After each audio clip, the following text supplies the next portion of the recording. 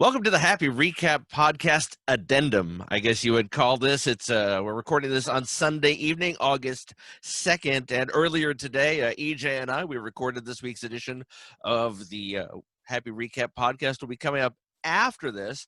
However, as we finished recording the program, just as game time was starting, we sat down in our respective abodes to enjoy the game.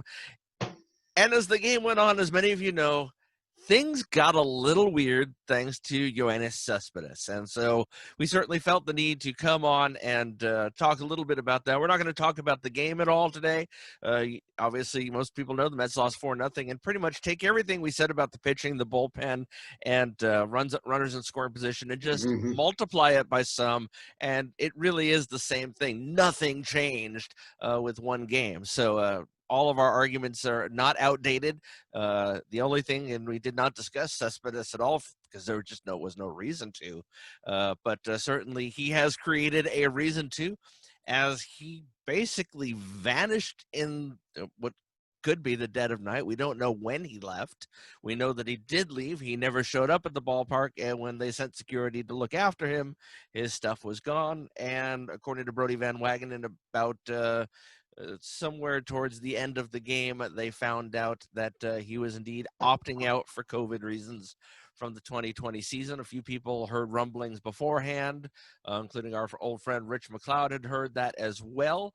Perhaps he said he didn't hear it earlier than Brody, but it sounds like it was also still speculation when he heard it. EJ, I know you have a good hard take on this, so I'm gonna yield to you. I think we're pretty much on the same page, so I'll just take what you have to say and then supplement it a bit, and then we'll head to the podcast for the week.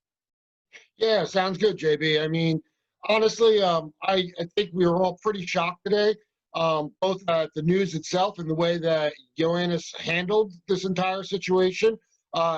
Basically, his first walk-off in 4 years, but to just not show up and not inform anybody, selfish. And I think that every team that Cespedes plays for, the fans of that team are willing to let the personality kind of slide by the wayside because he's such a good player. I've said this entire time during the COVID pandemic, I have nothing but respect for players who decided before the season that they were going to opt out. It's completely their choice. They're doing what's best for themselves and their families, and I respect that. I've said that about guys on the Nationals, as hard as it is for me to say I respect anything Nationals related. I don't feel in the least bit that Yoenis Cespedes is concerned about Corona. I think Yoenis Cespedes was 5 for his last 31, 6 for 34 overall. I think he basically saw that. He realizes the contract number. He realizes his body is not performing the way that he needs it to perform in a contract year. And we all know what that means to Cespedes. I think he saw the writing on the wall that if he continued down the route that he is currently on, he was going to end up having no better options at the end of this season than possible one-year deals to prove that he still had something in the tank. Because it was obvious to anyone who's watched him this year, he doesn't. Save for the opening day home run, he has looked lost at the plate, he looked crippled in the field, and he is not the player that we once saw. I will forever love the man for 2015 and 2016 and the energy that he brought back to this team and the passion that this fan base wrapped around him. I don't think he ever returned that passion. I think he is a selfish ball player. I think he cares more about it himself, his golf, his ranch, anything else, but definitely not money. I know money's very important to him, but I don't really think he gives a damn about baseball at all. And I've always had that opinion. And much like Matt Harvey, I wish I had expressed this opinion prior to him showing his true colors because I've always had it in the back of my head. But I think it was just a total bunk, selfish move. And to do it the way that he did it, to make the Mets look so bad that they don't know where one of their superstar players are, and to just pack up his room and go home, that is just an amateur Bush League move. And I really, really don't care where Cespedes plays next year, as long as it's not the New York Mets. I think one of the things too, I mean, you look at it and it's easy to look in retrospect. If you talk to Oakland A's fans, how many say they still miss Yoenis Cespedes? You talk to Detroit Tiger fans, how many of them miss Yoenis Cespedes? Talk to Red Sox fans, how many of them miss Yoenis Cespedes? And the answer pretty much by and large, I believe, is zero on that. He has a way of burning his bridges on the way out of town, whether it be through his just attitude or something about him. He does rub players the wrong way. And it's funny, one of the things that we that was on my list of things to talk about this week on the show, and would have brought back next week because we didn't get to it, was getting Dom Smith more plate appearances at designated hitter and at first base, and having Alonso DH some, because he's earned the playing time. He's certainly looked good in the field. He's looked good in left field. He's looked good at the plate. He's been one of the few people that feels like he's showing up every day. And obviously with Cespedes there, it was hard to figure out how that was going to work. Well, now that solves itself a little bit. And you also find a place on the 40-man roster for Billy Hamilton. So, I mean, to some extent, this does help with the abundance of riches that the Mets have, but it also hurts a little bit on depth. But at the end of the day, I mean, the reality of it is I'm with you 100%. I feel like he abandoned his teammates. I feel like he abandoned his team. And I have no problem with any player, even now, opting out, because you see what's going on with the Cardinals. You see what happened with the Marlins. Supposedly, there's a bunch more tests positive coming in on the Cardinals later today. But time will tell on that one. So I understand somebody getting maybe a little freaked out right now. This is still not the way. This is, you come to the stadium, you sit down with your teammates and say, I can't do this. I just can't handle the anxiety or whatever the cause is, that goes along with it. And it's definitely something that, you bring to your team, you bring to your manager, and in no way, shape, or form does it seem like he's done any of that.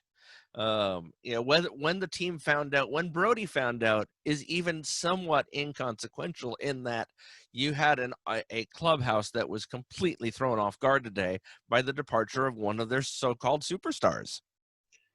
It's just called being a damn professional, and that's nothing that Cespedes has ever proven to be in his career. He's always been aloof like that, and he's just handled this in the most unprofessional manner possible. And I don't know why. The Mets have been good to him. The Mets have paid him a lot of money to not contribute the past 2 years. I don't know why he would leave town like a scorned lover in the darkness of night for no reason at all. I just don't get it, other than it speaks volumes to the player he is. And I can't agree with you more. I'm actually happy that Dom Smith now is the man who's probably tagged to get the most uptick in playing time. On SNY today, Steve Gelge had a really great little sidebar about him, where one of the coaches took him aside last year and said, look, I know you're going to be frustrated with the amount of playing time you're going to get, and we're going to do what we can to get you playing time, but you need to remember, kid, that it is a privilege to play Major League Baseball. And Dom said he really took that to heart, and he remembers that every single day. And for Pete Alonso to come out and said that last year his favorite moment of the season was Dom Smith's walk-off on the last day of the year, that speaks volumes about what his teammates think about him. And basically you're inserting a guy in the lineup that his team adores, loves, and are fighting for him to get playing time, and you're getting out of malcontent. And you're getting a guy who is going to perform better than that malcontent was looking to perform this year. You're taking out a guy who was striking out at a rate of 50% of his at-bats, and you're putting in a guy with a great eye and a guy who's going to be far more productive than I think we could have expected from Cespedes the remaining of the year. So I'm so happy that Dom Smith is now going to get to step up and prove what he's got. J.D. Davis should get an uptick in, and I think it's just safe to say that the Mets are going to be a better offensive team in 2020 without Yoenis Cespedes. That might not be the case for 2021. He could prove us wrong and come back and put out 2016 numbers. I don't find it likely.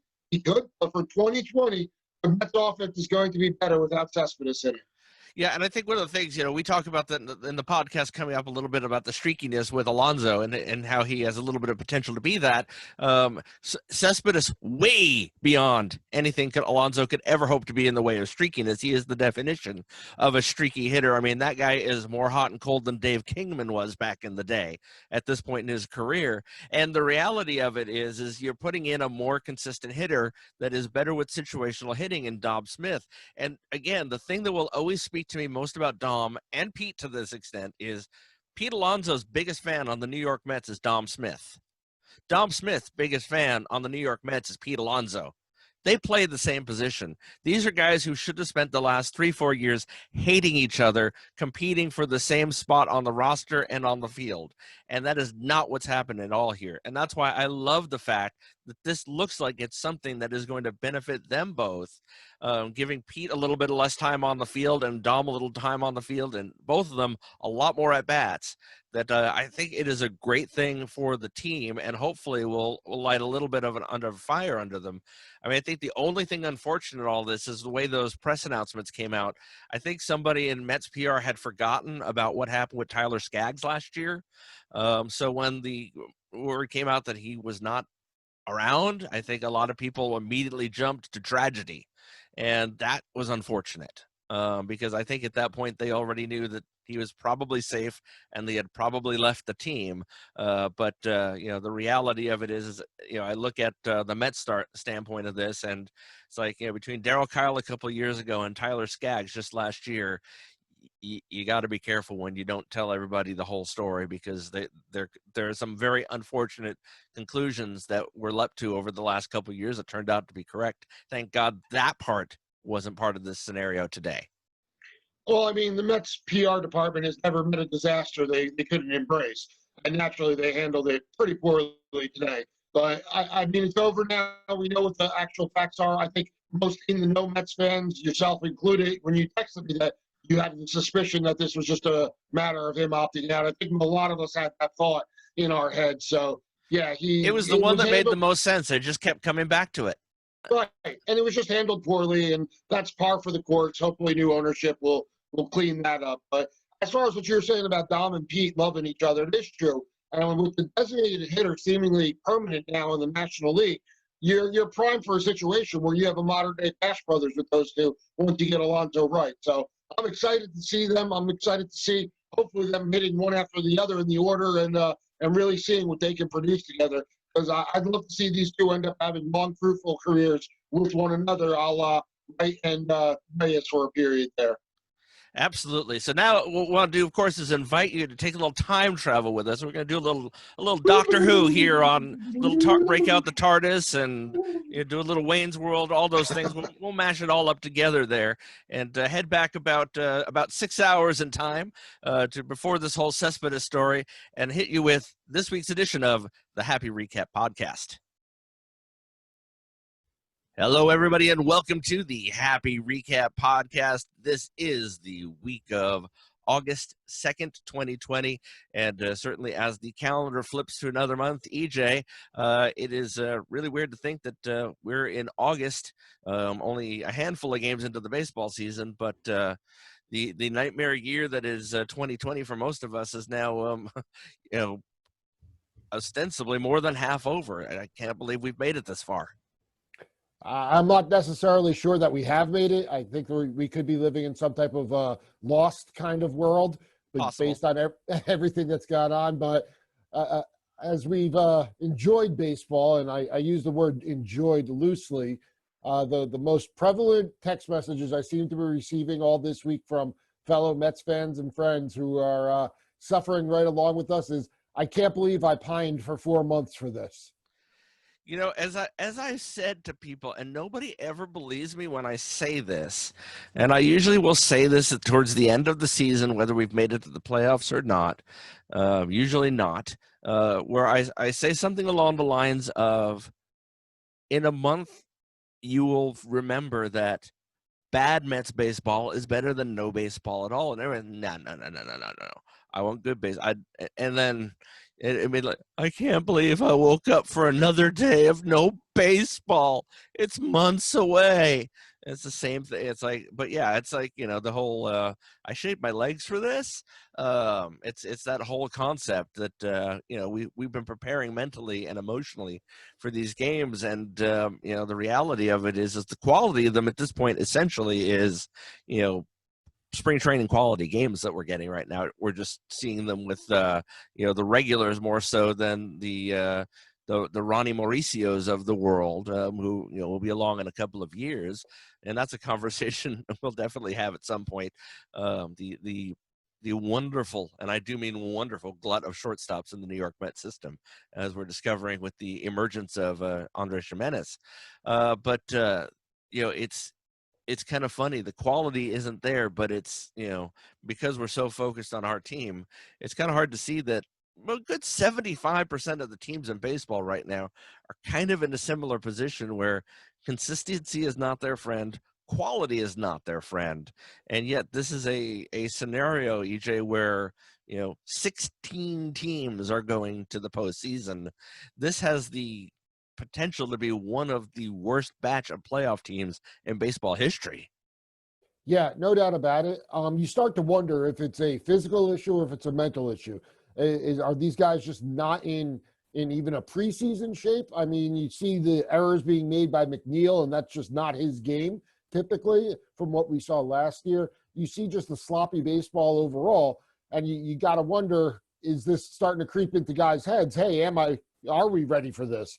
So there is a physical element, but I think it's also in the heads. And I think it's not in anyone's head more than our relievers right now. Our bullpen is the hottest dumpster fire of dumpster fires across baseball, save for the Marlins possibly, who are so COVID infected they can't play at all. But our bullpen is just a mess. And we all thought that maybe not having a crowd would help these guys from a psychological standpoint. Maybe they would revert to form. And I really thought we were seeing in the first game in 2/3 of an inning out of Diaz that, hey, he was reverting to form. And I think giving up that home run, although, like we said last week, it was a good pitch he gave it up on, I think that basically just crumbled what could be, and I hate to say it, could be his season right now.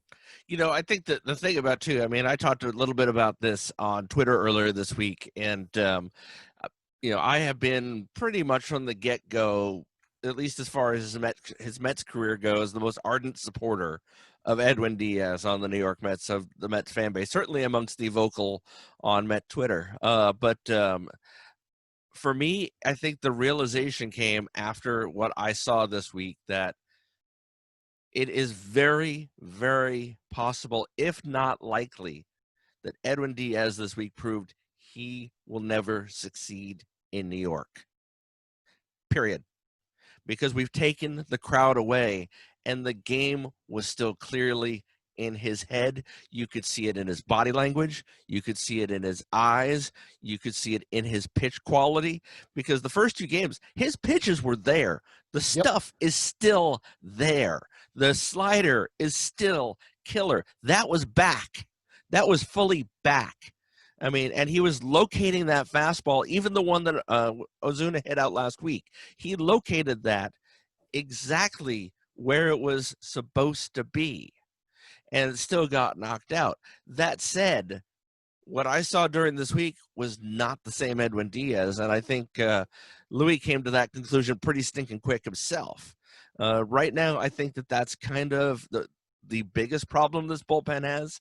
I think a lot of the other stuff is, I mean, Betances has me a little bit concerned, especially with the drop in velocity. I also feel like we're having to rely on a lot of guys that we don't necessarily normally have to rely on, because I think we kind of forgotten through all of this. We have three bullpen guys, two as of this morning, but three bullpen guys who have been on the shelf the entire season, with Gesellman, who, let's be honest, is an important player in that bullpen. Jarrett Hughes, who has the potential to be an extremely important person in that bullpen, and Brad Brock, who, when he comes back, is also somebody who played a significant role in last year's bullpen, which is why he's back this year at all. So, I mean, you have three guys that can help you pretty immediately that have been sitting on the injured list, for the better part of, Gesellman since the end of summer camp, and the other two, Brock and Hughes, both with COVID throughout summer camp. Hughes is back today. Cologne gets sent down, and which is to be expected after the amount he pitched yesterday. That makes total sense. He's got options. He certainly pitched well enough. I think we'll see him back at some point this year. Some of the guys that really didn't work out, Strickland's gone. He ain't gonna hurt us again. But the reality of it is I think some of the bullpen will fix itself. Some of it's going to have to be confidence. I have faith in Hefner that he can find some of what's going on with if there are mechanical issues and confidence issues. I think he's the right guy for that job. I mean, I think if you're dealing with an injury out there, like if Betances' drop in velocity is injury related and he's not saying something right now, then obviously the situation is different. But the thing that concerns me most, EJ, when you look at the problem the Mets are having with runners in scoring position, which I was sent some stats this morning that I'll go over later that are just amazing how bad the Mets are doing with runners in scoring position. But the thing about it is we talk about a trade deadline at the end of this month. There are 16 teams going to the playoffs. On average, 3 to 4 games separate first place and last place in every division right now. I gotta think that the trade deadline this year, EJ, and get your take on this, is going to be a huge nothing burger this year.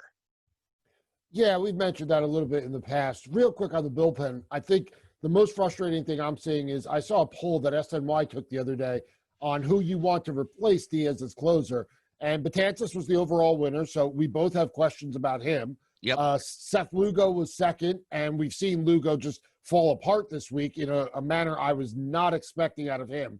He's the guy who I had chalked in as consistent's going to be out of that bullpen. So that was frustrating. Then Familia came in third, and he's had his struggles after starting out well.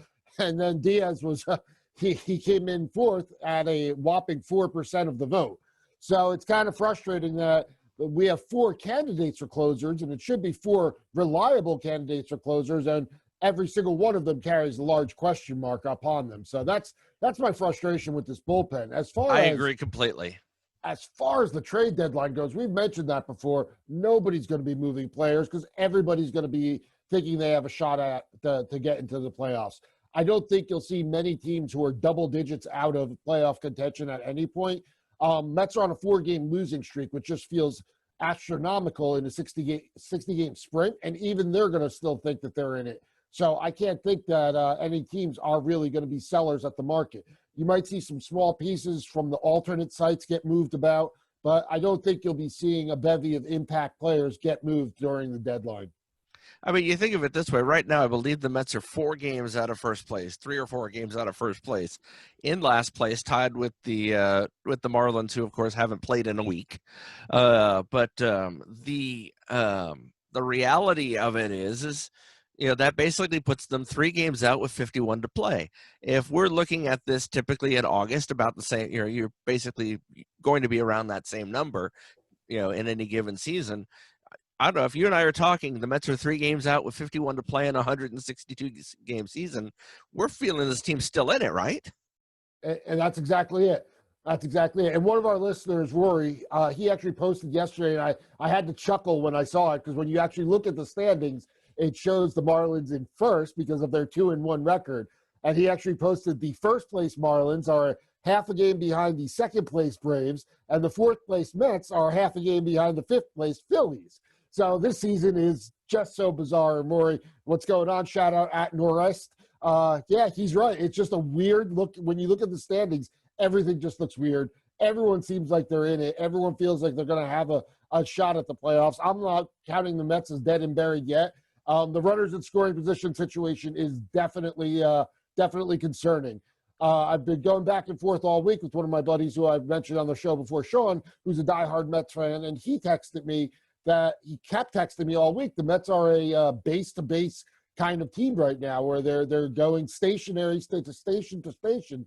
And I've been sitting there saying, dude, that's not right. I mean, you've got a guy like Alonso on the team, and you've got Cespedes on the team. This is not a team designed to go station to station. And unfortunately, what the past couple days have proven is right now that is who they are.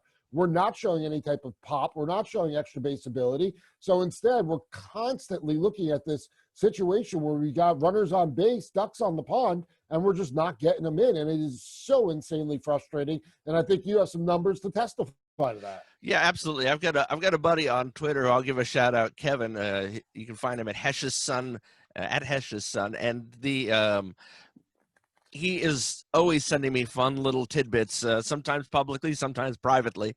This is some of the things he sent this morning. Startling difference in runners and scoring position numbers between the Braves and the Mets. They've had the same number of plate attempts. Braves are hitting 350. The Mets are hitting 228. The Braves have 10 more hits that have accounted for 17 more runs. The Mets have had plenty of opportunities to score through the first 9 games. They failed to cash in. They are hitting the Cubs, for example, are 6-2, hitting 271 with runners in scoring position and 300 with runners in scoring position and 2 outs. The Mets with runners in scoring position are hitting 228, and with 2 outs, $162. Last night in a 7-1 game, they left 11 players on base and went 1 for 10 with runners in scoring positions. Or score position. 1 for 10. And it is not the only time this week something similar has happened. Even in the game they won, they left a tremendous amount of players on. I mean, you look at the games they lost too. I mean, it's like these are games that should have been won easily, so that some of the bullpen failures, that's the thing. The bullpen and the batters are they're supposed to help cancel each other out, because pitching's going to have a bad night. Batting's going to have a bad night. It's up for one to the other to cover the other, and that's also what's not happening at all right now. It is just not happening. This team is not, it is not gelled. There is no gel here. And meanwhile, you have different things going on, and players shuttling in and shuttling out, and the next one is going to be apparently Billy Hamilton shuttling in, coming in on a trade this morning. And a lot of outfielders, but I think it's safe to say nobody is ever really going to accuse Billy Hamilton of being a great batter with runners in scoring position. He's not a great batter. Right. That was an interesting move. I'm not really sure the rationale behind it. I don't foresee him hopefully getting a lot of at-bats, just having him be an extra body off the bench, I guess. But yeah, this runner in scoring position situation is nuts. If you even look at Friday night's game, which was one of the worst regular season games I can remember of a Mets loss that I can remember, even that game, despite scoring 10 runs, they still had other opportunities that they didn't cash in on that could have prevented some of that pain from happening to us. And it was actually my first time that I've questioned Louis this year, because I thought taking Porcello out was a dumb move. I thought he had a huge lead. Yeah, he had some ducks on the pond, but give him at least another batter or two, see if he can get a cheap 5-inning win with a massive lead. And I tweeted that I thought it was a mistake. And sure enough, that bullpen was not ready to carry water for 4+ innings that night. So yeah, go ahead. No, I just think that game could have been handled differently. And I think that, again, there were more scoring opportunities out there that just because you get to 10, you shouldn't just say, all right, we're good, shut it down. Yeah, I mean, the old joke, is save some runs for tomorrow. You can't do that, actually. Right. You really can't actually do that. And you shouldn't. You shouldn't even try. It'd be like, oh, we should stop, mercy rule. No. Because you can never have too many runs, especially when your pitching is unstable. I'm willing to give Louis a little bit of a pass. Him and Hefner are still new in their roles. They're going to know their new pitchers, especially because they didn't have a full spring. So, I get it a little bit. I agree with you 100%. Purcell should have stayed in. But at the end of the day, I look at it and it's not the biggest mistake I've seen happen this season, but certainly I think it in the end, it was the beginning of the snowball that cost them that game. Oh, no doubt about it. Yeah. It's just a matter of, you had guys out there that you thought Lugo would give you innings and you thought he would give you consistent innings. It didn't happen. And again, you talked a little bit before about shuttling guys in and shuttling guys out. I sit here and I find myself on days not even knowing who's available out of the bullpen based on who's on the roster right now. So there is, I'll agree that Hefner in particular, it's going to take him a little time to gel with that bullpen. But unfortunately, 60-game season, you don't have a lot of time to gel. You got to make it happen kind of instantaneously. So we're hoping to see that happen this upcoming week. But I know one thing for sure is I am really done watching the Braves beat the Mets. I am so done seeing the Braves. I am ready to see the Nationals this week. I just do not want to see the Braves for a very long time. I mean, and yeah, I'm with you 100%. I mean, I think that, I mean, you look at these teams and it's like, yeah, that we've got to play them, a couple more here in this particular series. As we're recording this show, we've got the Sunday and Monday games both to go. So we're only halfway through this. So it could get twice as worse, I'll be honest, before it's done. But I think that, with the schedule as it is, I mean, that's the one downside is, especially if a team has your number the way they have ours. I mean, this week it should be a little bit better. I mean, obviously, games against the Marlins, I have no idea who they're even going to put out there. I mean, I'm not sure they know who they're going to put out there. It's, whoever's not partying in the hotel lobby, I suppose. But the reality of it is allegedly, and the Nationals have been inconsistent like the Mets. I think it's close to, I mean, that, in a lot of ways we've been playing similarly. But the fact is we don't have to face the Braves now again until I believe sometime next month. And when I say next month, I mean September, since we are technically in August now. Next games against the Braves look to be the 18th, 19th, and 20th of September, which are looks like the last 3 games we play against them. So we're almost done with the Braves, which is great. I'll take a 7-week reprieve from the Braves right now. I'm all aboard it. And I mean, looking back a little bit, how wrong could I have been about that Red Sox series where I said, try to split in Boston and then win your Mets game and win your DeGrom game? I mean, I couldn't have predicted that worse. We come off the first 2 wins in Boston. And I'm sitting there like, yes, we've got a 4-game sweep staring at us right now. So that was unfortunate. But yeah, I'm glad to see the Braves ship off. I agree. The Nationals and us are kind of mirroring each other as far as sloppy baseball, sloppy pitching goes, and not coming through in the clutch. I was watching a little of the Nats game the other night, and they were flashing up the runners in scoring position numbers, and it was pretty ugly for them as well. So I'll be anxious to see how we match up with them. If just seeing that uniform on the other side of the diamond does something to us, as I feel they've become kind of more of a rival in recent years than the Braves were. I felt like the Braves rivalry had kind of toned down a little because you can't have a rivalry when it's consistently one team kicking the snot out of the other team. And that's kind of what the Braves have been doing to us over the past few years. And then, we'll see what happens with the Marlins. But if the Marlins are truly going to be running out, I can't even say a triple-A team. I would say more equivalent to a double-A team against us, then those are games that you absolutely need to clean up. 60-game season, you've got a team that basically is the weak gazelle at the watering hole. You got to pounce on it and take advantage. Unfortunate situation for them, but you can't let the opportunity slip by. Well, the nice thing, too, for the Mets is it comes at a point where something they desperately, desperately need coming up on Thursday, which is an off day. There have been so few of them, and I will say one of the things that's kind of bummed me out a little bit over the last week. I thought some regulars would be getting a few more days off this past week or so, especially somebody like Alonso, who has been clearly pressing at the plate. I think that's been pretty obvious pretty much from day one this season, that he has been pressing at the plate. Something is off. There's a hitch in his swing. The footage, I've seen some of the footage on S&Y. It's clear. It's obvious. And a day to clear his head is probably a good thing. So I'm hoping specifically that the Mets are in a position on Wednesday to potentially give him a day off as well so that he can get 2. Or at least have him DH so he's not in the field. But I was looking at last year. I mean, I think one of the things we have to accept about Pete Alonso is that for as fantastic as he is, and boy, I every day spend glad as a Mets fan he's on this team. Dude's streaky. And, we forget last year in July, I remembered him having a bit of a struggle because we don't think of July being struggling for Pete Alonso last year because he won that home run derby thing. Dude hit a $177 in July last year. Yeah, there's definitely that hitch in his swing, and Keith broke it down on SMY the other night as far as what his hands are doing as the pitch is incoming. Instead of cocking back and getting ready for it, he's going up and down now. I'm sitting there screaming at the screen, as I've done so many times. Hey, Keith, you want to call the clubhouse on that one?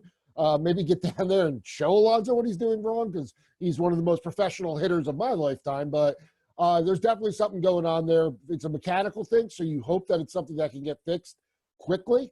You would hope the hitting coach, Chili Davis, is able to work with him on that and get him back to the Alonso back in form. But you're right. He definitely did go through that cold streak last year in July. I wouldn't go so far as to put him streaky yet. Streaky to me is Lucas Duda. And he's not that bad. He's not that bad. I think he just had a cold snap last year. If this is his cold snap for this year, and once he snaps out of it, he snapped out for good, so be it. That'll make me happy. I'll make every Mets fan happy. But I'm hoping that once Pete does come around and hopefully we get his mechanics under control, that he will return to form and be the hitter that we know he could be. I do agree. I think a day off could definitely benefit him, just give him a mental break. Let's get Dom Smith in there anyway, a guy who deserves more at-bats as it is. I was pleased actually the other night to see that McNeil got the day off, because McNeil, while he's been decent at the bat, he definitely struggled in the field this year. So we gave him the day to kind of get his head in check, and hopefully that benefits him. But yeah, I think giving Pete Wednesday off, and then you have the off day Thursday, which I agree, this team desperately needs that off day. I was joking with a friend the other night about the scene in Bull Durham where they forced the rain out by setting off the sprinklers. That would be of benefit to us. But as we know, Pedro Martinez loves to play in the sprinklers, so we wouldn't cancel anything due to them.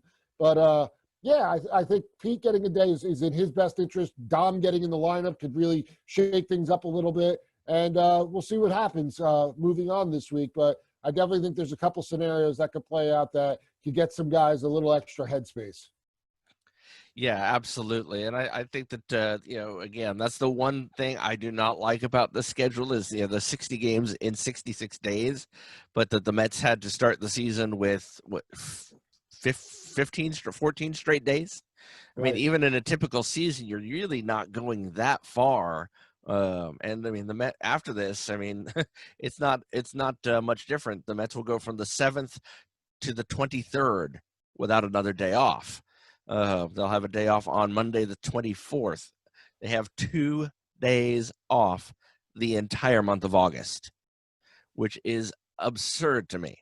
I mean, the reality of it is they didn't have any. I mean, September, it's a little bit better. They've got almost one a week, but this particular, this month and last month, they're lucky apparently to get any. So, whoever's at Major League Baseball scheduling, that computer had it in for the Mets. Yeah, I mean, the one good thing, and I hate to say it's a good thing because there's few things I hate more than rainouts. I would say only Sunday Night Baseball more than a rainout, but it does look like the Northeast, we're about to get walloped with the remnants of this tropical storm that's about to hit. So I'm anticipating, and it could work in the Mets' favor, actually, that Wednesday's game, Tuesday and Wednesday, could both be washed. But if you get Wednesday's game washed and then that scheduled off day Thursday, I don't know if they would make it up Thursday, but the next couple of days, we're definitely going to be impacted by weather here in the Northeast. So I think they'll probably get today in, but beyond that is a huge question mark. Yeah, looking at the weather, it looked like the Sunday game would get in, but obviously by the time you're listening to this, you'll know one way or the other if it did or not. The Mets don't play at D.C. again until the last weekend of the season. It is a 4-game set, the 24th through 27th of September. So, I mean, it's not the most likely or best place to put a series, but the only other one that I see is that would be potentially a good time is the Thursday or Monday surrounding the series at the Blue Jays, which I don't know about you. I don't know where they're playing that at this point. I really don't know. I'm not sure the Blue Jays know where they're playing that series yet, since they seem to be kind of improving at this point until they can potentially get Buffalo ready. And last I heard, they were having trouble with that. Yeah, not sure what they're going to do with that series. The situation's something of a mess, as is so much of what's happening in baseball right now. But, I mean, let's think about it for a second, though. You said that last series of the season might not be the best place to kind of stick that in. Let's think if the Mets and the Nats are jostling for a playoff spot at that point. And now you get a 5-game playoff. You're going to sink a 5-game playoff series at the end of the season. That could be actually, I think that could be a lot of fun. Who knows where both. Well, the only thing is, you do realize that means, and we found this out this week, that would probably mean one of those infamous minor league style 7-inning doubleheader. Does that mean? I forgot to ask somebody. Does that mean in the top of the 8th they put a runner on second? Well, the question I posed on Twitter the other night is: do we do a 5th-inning stretch, or do we? Or what are we doing at the start of the second game? Are we doing "Take Me Out to the Ball Game" or the national anthem? There's a lot of variables going on here. I have been to one AAA doubleheader many, many years ago, probably early 90s. And to give you an idea, in the nightcap, the pitcher for the home team took a no-hitter into the 7th inning. So it would have been a no-hitter. Even though it was only the 7th inning. The pitcher's last name was Mahomes. You may have heard of him and his son. But unfortunately, it was the closest I've ever come to seeing one in person, and it didn't happen, obviously. Otherwise, I would have pitched that very differently. But if I recall, there was, in fact, a 5th-inning stretch, if I recall correctly. Now, I don't know if they'll follow that or not, but again, like I said, it's been a long time because you just don't see a lot of minor league doubleheaders. They'll because the games aren't as important, you see them get canceled more or moved to an off day or bumped to the end of the season or something like that. But you don't see a ton of those AAA and AA, doubleheaders. Just don't. Well, most importantly, what inning do we cut off beer sales for the cardboard cutouts? That's a good question. It's like the other question I was asking yesterday. I got a little trouble with a few Brave friends. I got a few nasty texts over a tweet. I said, asked if because there are so few cutouts at Truist Park, does that mean the rest will show up in the playoffs like Braves fans typically do? Oops. One of which, oddly enough, one of the people that contacted me actually has cardboard cutouts, so I'll give them full props. Well, fortunately, those cutouts can't do the tomahawk chop. That is very true, and they haven't even where they try to simulate the ballpark experience in most of the places. They definitely did not try to simulate that. I've noticed. Last question for you. I don't know about you, but have you had a chance to watch any of the NBA since it's come back here over the last couple of days? Just last night was the first time I did. I was watching the Lakers a little bit, and it was. Again, a weird experience because on one hand, I kind of like hearing like the sound of the game, the squeaks of the sneakers and things of that nature. And on the other hand, same as MLB, I despise the artificial noise. Just let it breathe. That's where I was going with that. Yes, exactly. I can't stand the artificial noise. On baseball, in some ways, it's worse because you have to put so much processing on it to duplicate what you would get inside an arena, inside what it amounts to a little box. Right. And there's a reason why the NBA banned the Indiana Pacers from using that artificial crowd noise. It just doesn't work. I like on baseball, I like the low hum during the game. Yes. I don't like when it gets loud. I like the low hum. It's a nice background noise. It does give you the ambient feel of being in the ballpark, of watching a game on TV. But it gets loud at the wrong places. It reacts at the wrong times. I would love to have just one game. And again, I guess I'm old fashioned because I've been pining for the throwback game that the Mets teased a few years ago where the only sound in the ballpark would be the organ playing. And I've been pining for that. I really would love to hear a whole game with no noise pumped in whatsoever and just let the sounds of the game take control. Yeah, I mean, I think in general, my model for what I'm enjoying is what the KBO does. Absolutely. The KBO has it right. MLB has not, which it can be said about quite a few things about playing during a pandemic, let's be honest. But based on the fact that I don't believe any active KBO players have tested positive for COVID throughout the entirety of that season, because I believe the rule is one player tests positive, the whole league shuts down for 2 weeks. Yep. And that has not happened. But I will say this in all deference to I agreeing with you as far as the sounds of the game. I will give full props and full credit. Colin Cosell and Marisol have both done an amazing job on the loudspeakers of making it sound like home with the announcing. Totally agree. The player introductions have been great. The player walk-ups have been great. They've absolutely killed that. That's been a great job. We just need to get that ambient noise turned down just a wee bit. And I mean, the other thing is with the crowd noise and no chant down in Atlanta, we've been able to actually enjoy the Braves organist a little bit more. Which I'll be honest, Braves organist is one of the best things about live baseball these days. Deserves legendary status. 100%, and he'll take any request from any fan base, even especially if you're a little self-depreciating like we can be. Right. I saw something that he had posted a couple of weeks ago that I guess a former Brave had left, and he was back visiting as an opposing player, and the organist played his old walk-up music from when he was with the Braves, and he actually pointed up at the organist and acknowledged him. He said that was awesome. It was the first time that a player had ever openly acknowledged him on the field before, which was pretty cool. I've only seen one player get that treatment before, where they get their old walk-up music as a visiting player. That was Piazza. Yep, when he came back as a Padre. They gave him his old walk-up music, and man, it got dusty in there. It got dusty in that stadium that night. Whew.